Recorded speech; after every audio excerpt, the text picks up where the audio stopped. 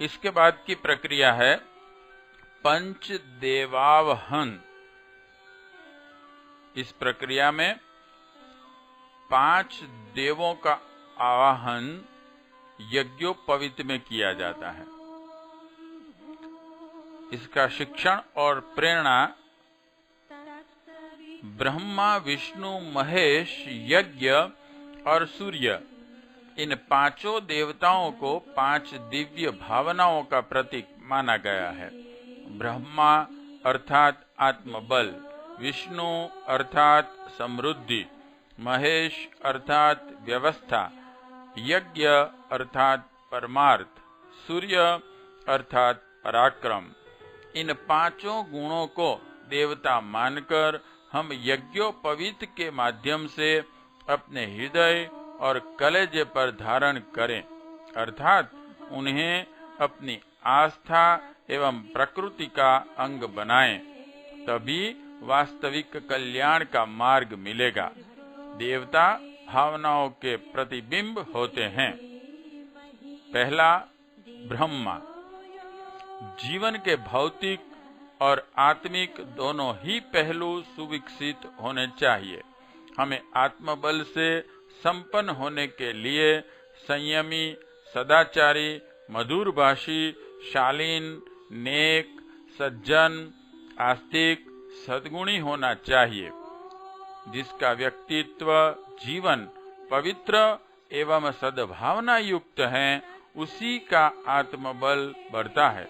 यज्ञोपवीत में आवाहित प्रथम ब्रह्मा को धारण करने का तात्पर्य इस मान्यता को हृदयगम करना एवं इसके लिए प्रयत्नशील रहना ही है।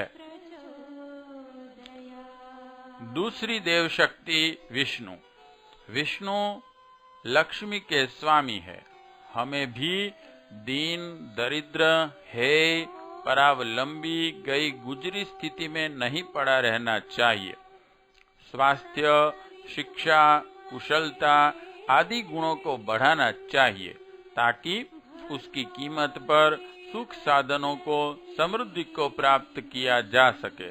समृद्धि उपलब्ध करने का सही मार्ग केवल एक ही है, अपनी सर्वांगीण प्रतिभा एवं योग्यता को बढ़ाना।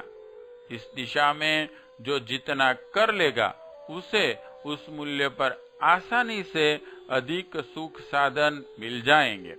समृद्धि को मनुष्य अपनी तथा दूसरों की सुविधा बढ़ाने में खर्च करे तो उससे लोक एवं परलोक की सुख शांति बढ़ेगी। यज्ञोपवीत में स्थापित विष्णु का यही संदेश है। 3, महेश। महेश का अर्थ है नियंत्रण, व्यवस्था, क्रमबद्धता, उचित का चुनाव। ब्रह्मा को उत्पादन का, विष्णु को पालन का और शिव को संहार का देवता माना गया है। संहार का अर्थ है अनुपयोगिता एवं अनौचित्य का निवारण। हमारी आधी से अधिक शक्ति, सामर्थ्य, अव्यवस्था एवं अनौचित्य को अपनाए रहने से नष्ट होती है। इसे बचाया जाना चाहिए। यज्ञोपवीत में शिव देवता का आवाहन इन्हीं मान्यताओं को हृदयगम करने के लिए किया जाता है। 4, यज्ञ। आत्मबल बढ़ाने के लिए एक अनिवार्य माध्यम परमार्थ है। यज्ञ इसी प्रवृत्ति का परिचायक है। धार्मिक व्यक्ति वही है जिसके जीवन में सेवा, उदारता, सहायता एवं परोपकार की वृत्ति फूट पड़ती है, जिसे सभी अपने लगते हैं, जिसे सभी से प्रेम है, वही सच्चा अध्यात्मवादी कहा जाएगा। उसे अनिवार्यतः अपनी आकांक्षाओं और गतिविधियों में परमार्थ को प्रधानता देनी ही होगी। ब्रह्म और यज्ञ इन दो देवताओं की वैयक्तिक जीवन की पवित्रता एवं लोक सेवा की प्रवृत्ति को अपनाने से आत्मिक बल बढ़ता है और मनुष्यत्व से देवत्व की ओर प्रगति होती है। 5. सूर्य। सूर्य अर्थात तेजस्विता, पराक्रम, श्रमशीलता। सूर्य की तरह हम निरंतर कार्य में संलग्न रहें, परिश्रम को अपना जीवन सहचर एवं गौरव का आधार माने, आलस्य और प्रमाद को पास न फटकने दें, सदा जागरूक एवं चैतन्य रहें, पुरुषार्थी बने, आत्महीनता एवं दीनता की भावना मन में न आने दे, तेजस्वी बने, एक पैर से खड़े होकर पानी का लोटा सूर्य के सामने लुढ़का देने से नहीं, सूर्य की सच्ची उपासना उसकी प्रेरणाओं को अपनाने से होती है। यज्ञोपवीत में इन 5 देवताओं के गुणों को आवाहित करके स्वीकारा जाता है और अपने व्यक्तित्व में उन गुणों को जागृत किया जाता है। इसके बाद की प्रक्रिया है यज्ञोपवीत धारण। इसके शिक्षण और प्रेरणा। कोई भी वस्त्र आभूषण हो अपनी शोभा प्रतिष्ठा तब बढ़ाता है जब उसे धारण किया जाए। यज्ञोपवीत प्रतीक को धारण करते हुए यह ध्यान रखा जाए कि यह सूत्र नहीं, इस माध्यम से जीवन में दिव्यता, आदर्शवादिता को धारण किया जा रहा है। इसे सहज ही धारण किया जाना चाहिए, क्योंकि इसके बिना मनुष्य में मनुष्यता का विकास संभव नहीं। यज्ञोपवीत धारण की क्रिया में 5 यज्ञोपवीत धारी व्यक्ति मिलकर मंत्रोच्चार के साथ यज्ञोपवीत पहनाते हैं।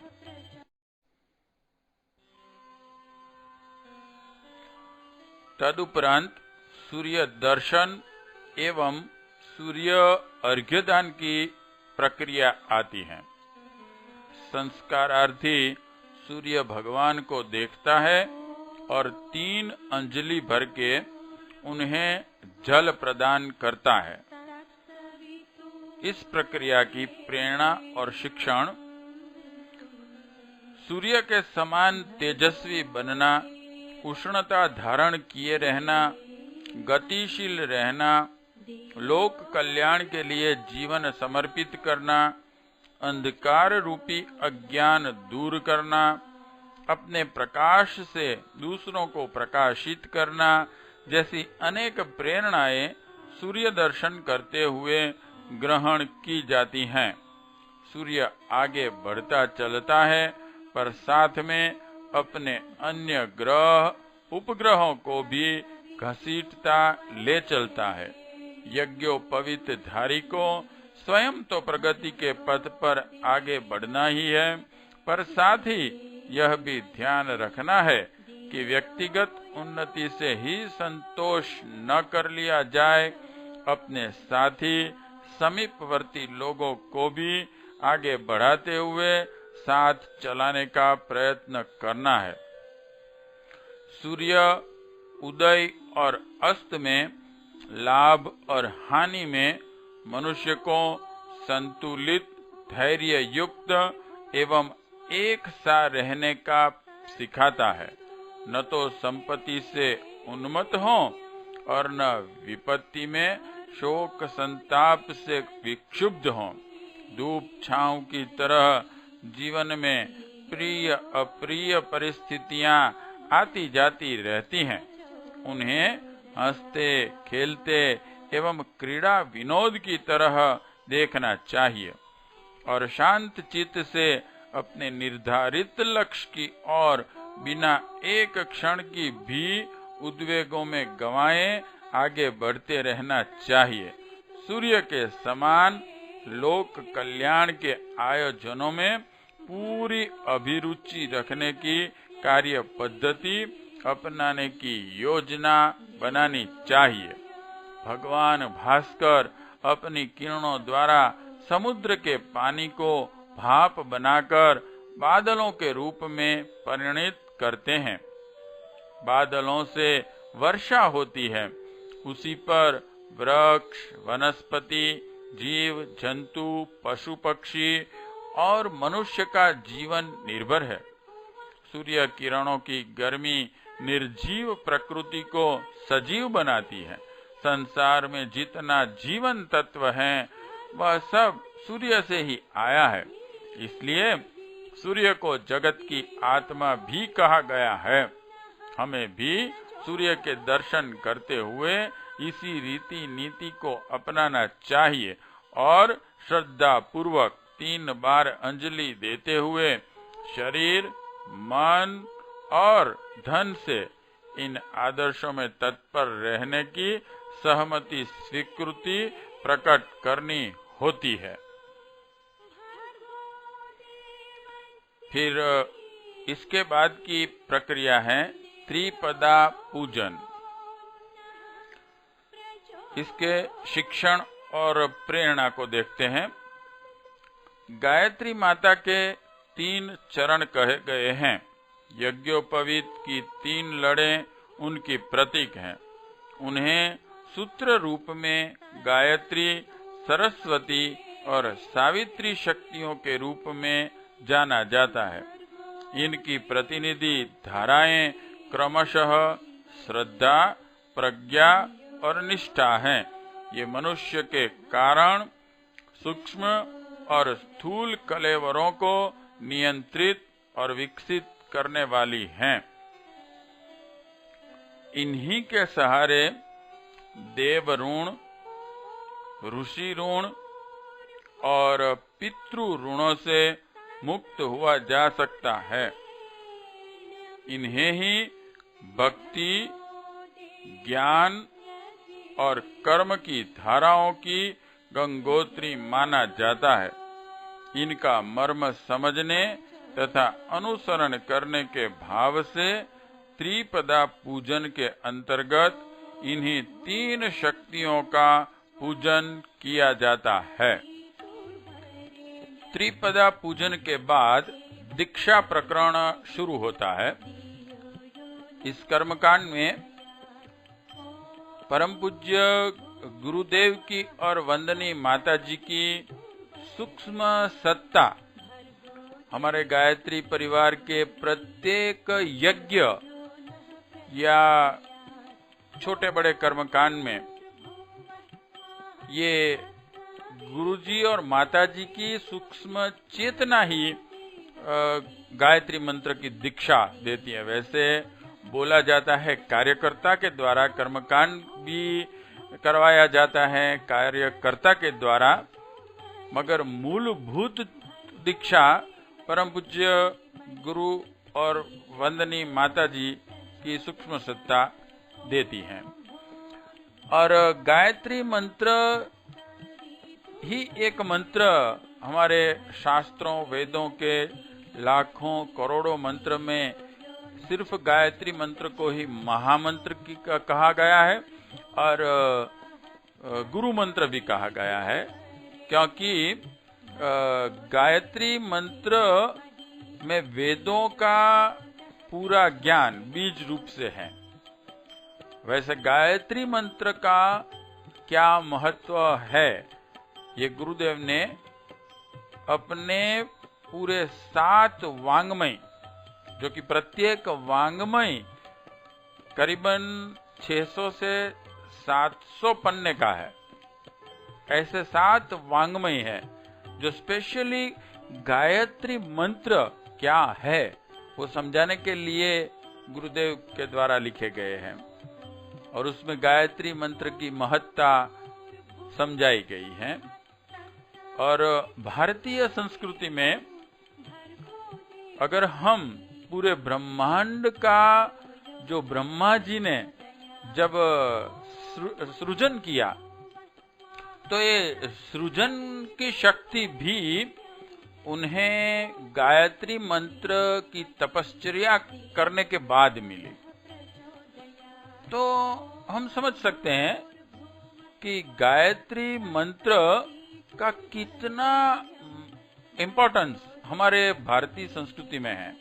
अगर संक्षिप्त में हमें किसी को कहना है कि गायत्री मंत्र क्या है, तो हम कह सकते हैं कि जिन वेदों में पूरे ब्रह्मांड का ज्ञान यानी कि जीव, प्रकृति और परब्रह्म परमात्मा, इन तीनों का ज्ञान बीज रूप से रहा है, उन 4 वेदों का भी बीज मंत्र गायत्री मंत्र, जिसमें ये पूरा ज्ञान छिपा हुआ है।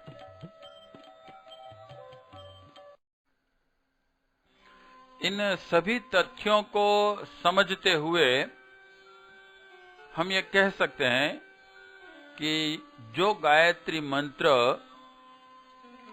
उस विराट पूर्णता का बीज मंत्र है, और क्योंकि भारतीय संस्कृति के ऋषि और गुरु चाहते हैं कि अपने शिष्य में भी उस पूर्णता का ही विकास पूर्णतः हो, यानी कि जिसे मॉडर्न साइकोलॉजिस्ट कुछ इस तरीके से कहते हैं कि एंटायर डेवलपमेंट ऑफ पर्सनालिटी, जो कि हमारे ऋषि अच्छी तरह जानते थे, और इसीलिए उस पूर्ण के बीज को अपने शिष्य के अंतःकरण में बोते थे, दीक्षा के माध्यम से, दीक्षा के कर्मकांड से। आइए देखते हैं वो दीक्षा प्रकरण क्या है, उसका कर्मकांड। उसमें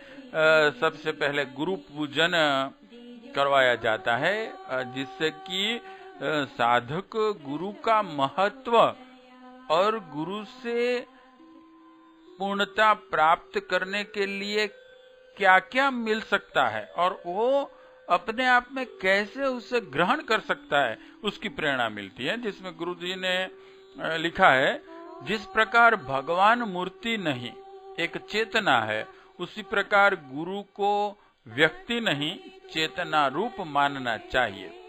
जो ईश्वर को मूर्तियों चित्रों तक सीमित मानते हैं, वह ईश्वरी सत्ता का समुचित लाभ नहीं उठा सकता। इसी प्रकार जो गुरु को शरीर तक सीमित मानता है, वह गुरु सत्ता का लाभ नहीं उठा सकता। जिस प्रकार ईश्वर सर्वसमर्थ है, पर भक्त की मान्यता और भावना के अनुरूप ही प्रत्यक्ष फल देता है, वैसे ही गुरु भी शिष्य की आस्था के अनुरूप फलित होता है। यह ध्यान में रखकर गुरु वंदना के साथ अंतःकरण में गुरु चेतना के प्रकटीकरण होने की प्रार्थना की जाती है। गुरु पूजन के बाद मंत्र दीक्षा दी जाती है, जिसका शिक्षण और प्रेरणा गायत्री मंत्र सहज रूप से एक छंद है, प्रार्थना है।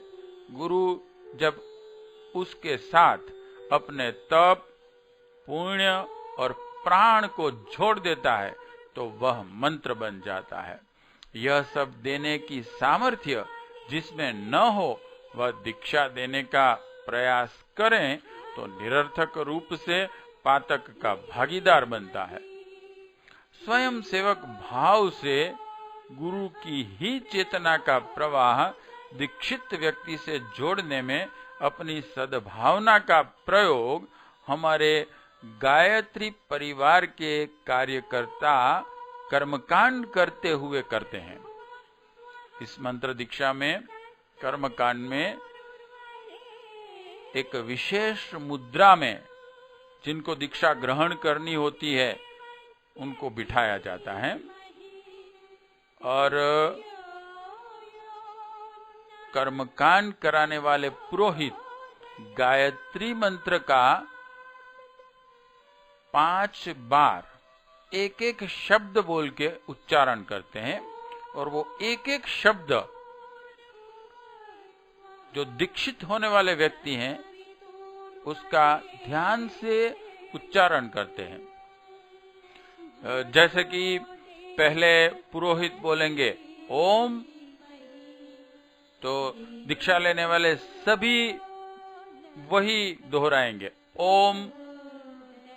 फिर बोलेंगे भूर, सब कहेंगे भूर, भुवः, भुवः, स्वः, स्वः, तत्, तत्। इस तरीके से 5 बार गायत्री मंत्र एक ध्यान से बुलवाया जाएगा। ये हुई गायत्री मंत्र की दीक्षा देने की प्रक्रिया। और उसके बाद सिंचन अभिषेक किया जाता है, जिसके शिक्षण और प्रेरणा है वृक्ष बीज या कलम आरोपित करने के बाद उसमें पानी दिया जाता है। पानी उसके अनुरूप होना चाहिए, अन्यथा तेल, साबुन, तेजाब युक्त पानी पौधे को नष्ट करेगा। गुरु के अनुदानों को दिव्य रस, श्रेष्ठ कर्मों तथा उनके द्वारा निर्दिष्ट अनुशासनों के पालन में उल्लास की अनुभूति से सींचा जाता है।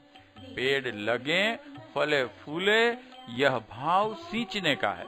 अभिषेक राजाओं, योद्धाओं, सत्पुरुषों का किया जाता है। दीक्षा लेकर नया श्रेष्ठ जीवन प्रारंभ किए जाने का अभिनंदन करते हुए अभिषेक किया जाता है, जिसमें क्रिया की जाती है कि कुछ स्वयंसेवक कलश ले लेते हैं, आम के पत्ते, कुश या पुष्प द्वारा मंत्र के साथ जल के छींटे सभी दीक्षित पर लगाए जाते हैं। इसके बाद की प्रक्रिया है भिक्षाचरण, जिसकी शिक्षण और प्रेरणा है गुरु दक्षिणा द्वारा साधक अपने विकास की सुनिश्चित मर्यादा घोषित करता है, सदुद्देश्य के लिए अपना अंशदान देता है। परंतु बात यहीं समाप्त नहीं होती। सत्कार्यों में अपने योगदान के लिए औरों के योगदान भी जोड़ने का प्रयास किया जाना चाहिए। इसके लिए देने की स्थिति और इच्छा जिनमें है, उनसे लेकर उसे सत्कार्यों में लगाना परम पुनीत कार्य माना जाता है। भिक्षा की परंपरा इसी दृष्टि से श्रेष्ठ मानी जाती थी। शिष्य इस परिपाटी के पालन का साहस करे, अपने अहम को गलाकर जन सहयोग एकत्रित करके गुरु कार्य में लगाएं। इसी भाव से यज्ञोपवीत के साथ भिक्षाचरण का क्रम भी जुड़ा रहता है। उसके बाद की प्रक्रिया वेद पूजन की, वेद अध्ययन की है, जिसकी क्रिया और भावना है हाथ में पुष्प और अक्षत लेकर वेदों का प्रतीक पूजन किया जाता है। वेदों का सार गायत्री है। गायत्री को ही वेद माता, वेद बीज या वेद मूल कहते हैं। वेद माता गायत्री के निर्देशों के अनुरूप जीवन निर्माण की अपनी आस्था के प्रतीक रूप में वेद भगवान का पूजन किया जाता है।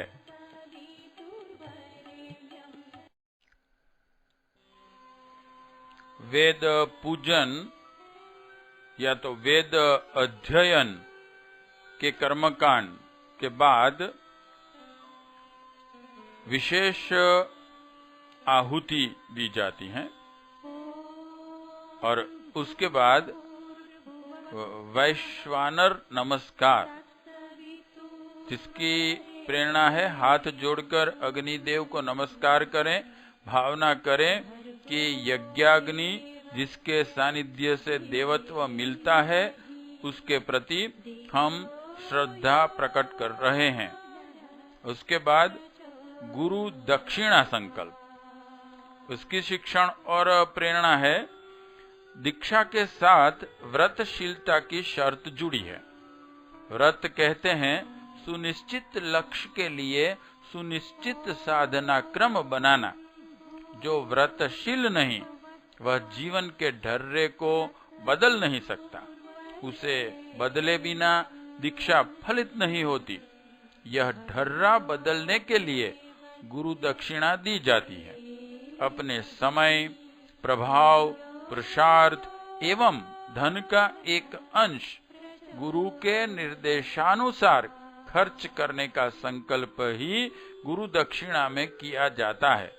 इसके लिए न्यूनतम 25 पैसे से 1 रुपया तक तथा 2 घंटे का समय प्रतिदिन निकालना चाहिए। इससे अधिक करने की जिनकी स्थिति हो वे महीने में 1 दिन का वेतन दे सकते हैं।